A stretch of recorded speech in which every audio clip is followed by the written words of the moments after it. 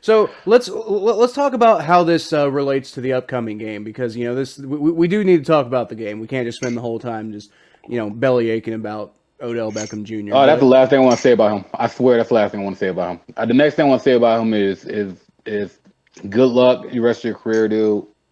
I wish you the best. But yeah, let's move on. I got some game notes. all right, so the Bengals Browns. I think the biggest thing for like as far as like keys to this game, for the Bengals, you got to find some way to not let that that short dump off play action game really kick your ass this week because at the end of because like especially if Odell Beckham Jr. isn't going to be there, taking the top off of this Bengals team is going to be kind of difficult. So the Browns are going to rely heavily on Nick Chubb. Baker Mayfield's going to be working in a lot of play action passes, which is what he's really good at doing in the first place. Yeah, That's yeah. Baker Mayfield's wheelhouse, and you just got shredded by Mike White last week on stuff like that. So. For the Bengals, for me, it's like, you got to find some way to shore that up this week because the Browns are going to try to do that to you. I say make Baker Mayfield try to throw it deep because, I mean, he can. He absolutely can. He's got the arm to do it. But at the same time, with, I got the weapons to the do it. exactly, do you have the weapons to do it? Because, I mean, like, now I don't think losing Odell's that big of a loss, although Odell has had, like, one of his biggest games in Cleveland came against the Bengals. Hmm. So, personally, I'm not too, I wasn't too worried about Odell in the first place. This whole stuff happening in Cleveland doesn't really change my opinion about this upcoming game, other than the fact that maybe it's a locker room distraction. I don't know, but it doesn't really, for me, it doesn't really change the game plan at all. The Bengals still need to focus on the fact that they just got like walloped by the Jets, and there's a ton of tape out there now on how to make their defense look stupid, and the Browns are really good at all of those things that made the Bengals look stupid. I think that Donovan Peoples Jones, he's back. Baker likes Donovan Peoples Jones a lot. Um, I think that's going to be a big weapon.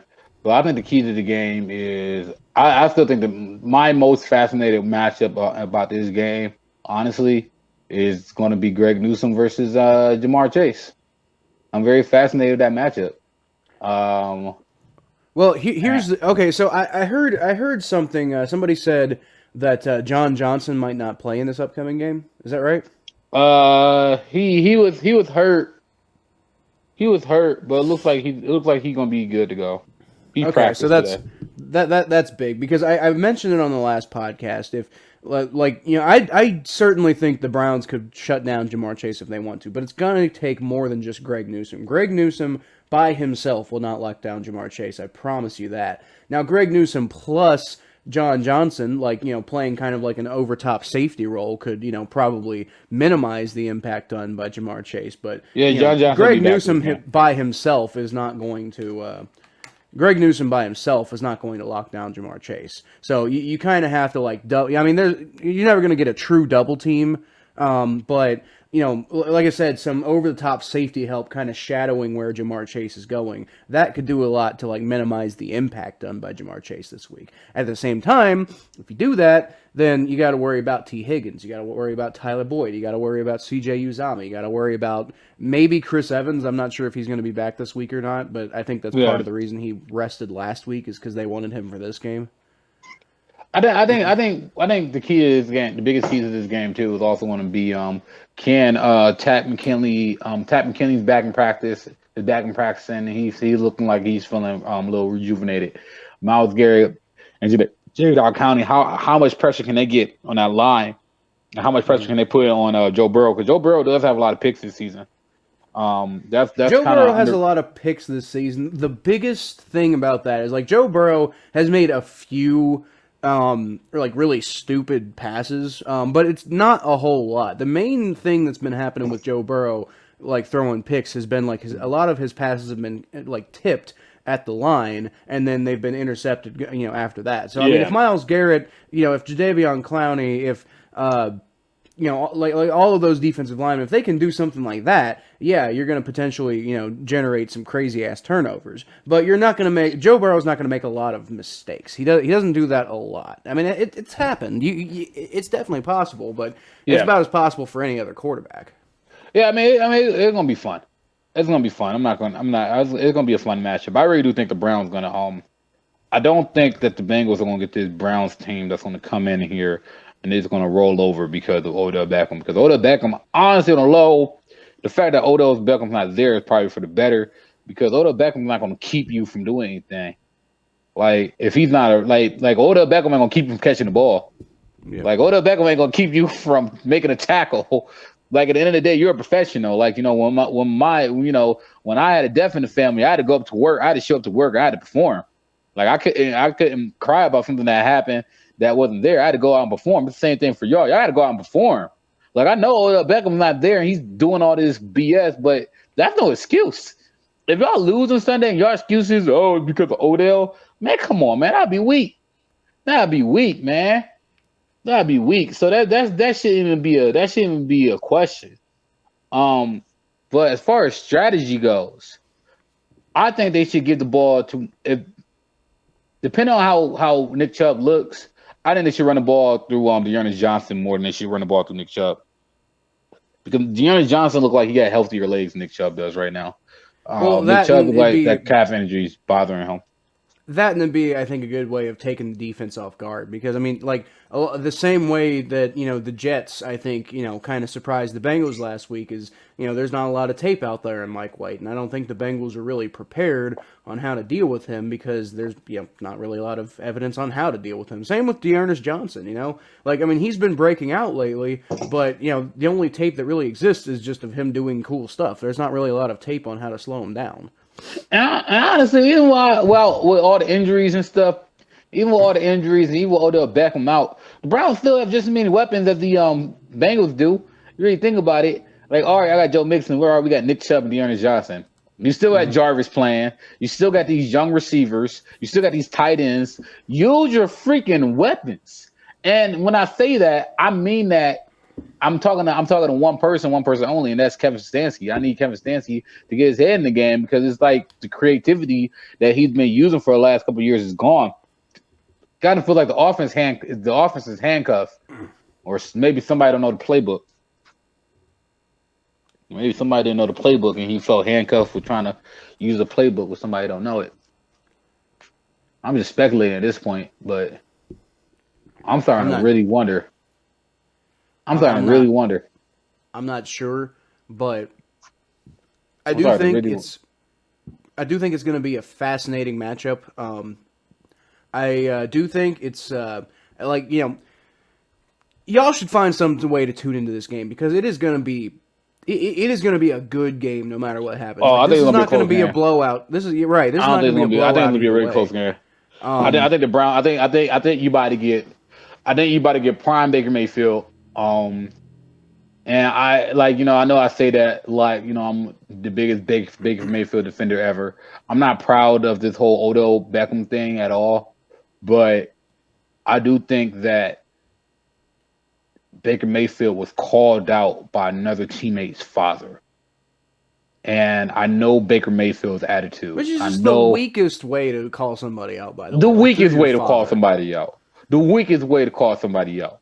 And I know I'm a competitive person. I say all the time, like, well, I do. If my competitive spirit with any athlete, I don't care what any athlete is, Jordan, LeBron, any of the greats, you call them out like that, that's going to fire them up. That's going to give them a lock in. That's going to get you to give them their best. That's the best way to give them the best. When Hugh Jackson said that stuff about when Hugh Jackson told Baker Mayfield that he was he called him the backup, or he congratulations on being the backup. That got Baker fired up. I think you're going to see a fired up Baker this game. I think Baker's going to be real fired up. So I think you're going to get prime Baker Mayfield this game, only because he's going to be playing with something to prove. He should always be playing with something to prove. But Baker's a very emotional guy. He's going to be playing like he has something to prove this game. He's going to be playing with his head on fire. So you're going to get some really good play out of Baker Mayfield this game. And that's not just me being all fanboyish. That's me saying no, you're going to get prime Baker Mayfield. Well, I I really agree with you on this one because I am actually fascinated to see how like just just locked in and motivated Baker Mayfield is really going to be I'm still when not he sure if I'm gonna take the plays Browns. when the Browns go to play the New England Patriots next week, and Baker Mayfield's just going to have like all of this pain, embarrassment, frustration, everything getting him locked in and focused because he just lost to the Cincinnati Bengals. We'll see what happens. He might just lose to Cincinnati Bengals. I'm not going to like. I'm gonna have a hard. I'm gonna be honest with you. I'm gonna still have a hard time picking the Browns this week if I pick them. I haven't decided yet Well, because I think one or two things. I think one or two things is gonna happen. Either they're gonna use this as a rally cry and use this as motivation to rally behind each other, or they're gonna collapse. I do think that the Browns are going to bounce back from this. I really do because I've said it before. I don't think Odell Beckham was really doing much for the Browns when he was Addition by Kevin subtraction. Stefanski said he's essentially no longer a member of the team. Well, when he was essentially a member of the team, he wasn't really doing a whole lot for them. There were a couple of games here and there, but for the most part, it's like the Browns really did not get value out of that trade that they made. Odell Man, they should Beckham just release Jr.'s him. career is pretty much going to be viewed as a bust, They should release him. on all ends. I know They should he just had release some him. good highlights in New York, but at the same time, they didn't do a whole lot of winning in New York. And honestly, Odell kind of came off as mostly a distraction and a diva there too. Just release him, honestly. At this point, the way you're talking about it, and the way I'm sitting thinking about it, just release him. I don't care. Like go somewhere else and have 1,000 yards. I don't care anymore. He won't even do that though. That's the thing. You don't have to worry about him going somewhere else and getting like a Like 1,000 yards. it 'Cause, like, is. what It's he so might frustrating, man. It's so frustrating because it's just so weak the way you did it, man. You're 20. His birthday's tomorrow, Kyle. Yeah. Like what I like. It's so weak, man. It's so weak, dude. Like it is such a weak thing to do. Like to have all the celebrities tweeting at the Browns saying to free him. Like, dude, what the hell is this, man? We're trying to win football games. If you don't want to be here, there are adult ways to do it. Yeah. There are I'm adult ways to do this. I fully believe that it would actually make a lot of sense that Odell Beckham Jr. would probably, if the Browns release him, the Kansas City Chiefs would pick him up. Oh, they And totally would. yeah, and that sounds, for anybody who doesn't want Odell to go find success outside of Cleveland, I don't know if that's going to necessarily happen Or in the Kansas Ravens. City because he could go to the Ravens too. I think the Chiefs would make the most sense though because I think he's trying to get like away. So the Chiefs, I could totally see the Chiefs continuing kind of like their downward spiral and like him kind of really adding to that because of all the drama and like headaches and as distractions he brings. And then I could see the same thing that happened in New York and the same thing that happened in Cleveland happening in Kansas City. It's just like this is just the way that Odell Beckham's career seems to be destined to go no matter where he goes. And it's unfortunate because he has world-class talent. And well, he used to at least. Well, he's still got the talent. It's just like he's got to get back to that. I think there's some players in the locker room who still want Odell Beckham back. Well, I'm sure there are players who want him back. The people who buy into his talent. I mean, like I said, he's got the talent. I promise you, Thomas. The talent did not go away. It's just he hasn't been refining it for the longest time. He spent so long pointing the finger and looking at everybody else but himself and not working on his own game that I don't think he has the skill that he used to have. But the talent, the pure like unadulterated talent, is still there. I promise you. Kyle, man, you know what the crazy thing is, and this is also a real not too far off the beaten path possibility is that he can be back in practice tomorrow. That would be nuts. Like how do you even like how does Kevin Stefanski even like look like face the locker room after that? Honestly, like, though, yeah, guys, that was stupid. like But, if they bring him back because like they haven't released him yet though, and we're on what, day 2 already. Like they haven't released them yet, and I'm really starting to question if they are going to release them. I think what they're going to try and do is that they're going to try and set them back for a little bit and try and cool things off and see if they could reconcile this one more time. And I don't disagree with that. I think that's what they're trying to do right now. I think that's what they're trying. I mean, because like, well, the thing right is, now, like, I think what they're trying to do is I think they're trying to see if like they can get him back in the fold. Because like Andrew Berry and Kevin Stancy, they're not emotional people though. So true. like they're not emotion. They don't care. They don't care what the media say.